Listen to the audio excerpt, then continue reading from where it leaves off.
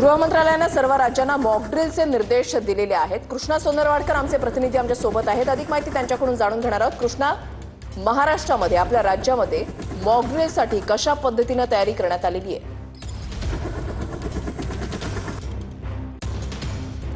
वृषाली, सध्या मी पंजाबमध्ये आहे आणि केंद्र सरकारने जे काही निर्देश दिलेले आहेत त्यानुसार प्रत्येक राज्यामध्ये मॉकड्रिल उद्या केलं जाणार आणि एअर जो काही हवाई हल्ले होऊ शकतात त्या अनुषंगाने कशा पद्धतीने काळजी घ्यायला हवी, काय उपाययोजना करायला हव्या आणि त्यावेळेला लोकांनी कशा पद्धतीने भान बाळगायला हवं या संदर्भातले हे निर्देश जे आहेत ते मॉकड्रिलच्या माध्यमातून उद्या दिले जातील।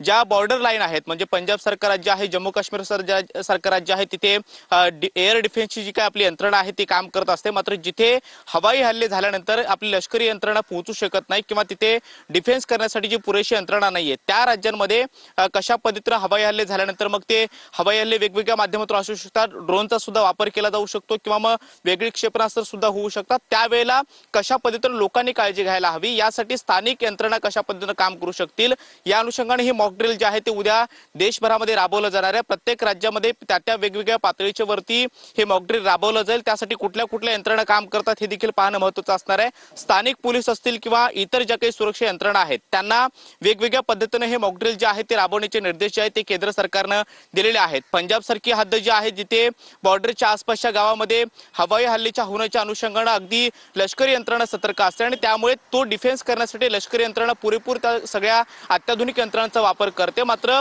जो आतला पट्टा आहे, देशातले जे महत्त्वाचे राज्य आहेत ज्या भागामध्ये बॉर्डर लाईन नाहीये तिथे कशा पद्धतीने काय काळजी घ्यायला हवी यासाठी संपूर्ण देशभरामध्ये हे मॉक ड्रिल जे आहे ते राबवलं जाणार आहे आणि त्यामुळे स्थानिक पोलीस असतील किंवा वेगवेगळ्या टास्क फोर्स असतील त्यांच्या माध्यमातून काय नेमकी काळजी घ्यायला हवी, सायरन वाजल्यानंतर कशा पद्धतीने शाळांमध्ये काय काळजी घ्यायला हवी, कारण शाळांमध्ये मुलं असतात त्यांनी कशा पद्धतीने रिॲक्ट व्हायला हवं किंवा त्यांनी कुठल्या पद्धतीने काळजी घ्यायला हवी या संदर्भातले निर्देश जे आहेत ते उद्या दिले जातील। त्यासाठी नक्कीच मॉक ड्रिल्स ते अत्यंत महत्त्वाचं म्हणावं लागेल। धन्यवाद कृष्णा दिलेल्या सविस्तर माहितीसाठी।